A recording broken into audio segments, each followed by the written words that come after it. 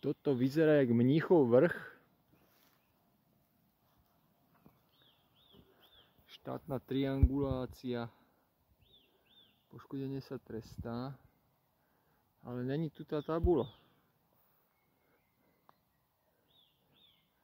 Tabula s nápisom Mníchov vrch.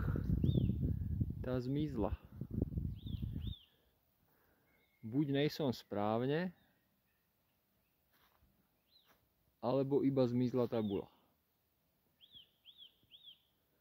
Ale to si pozriem doma video, jak to tu vyzeralo, keď tu tabula ešte bola. A budem vedieť.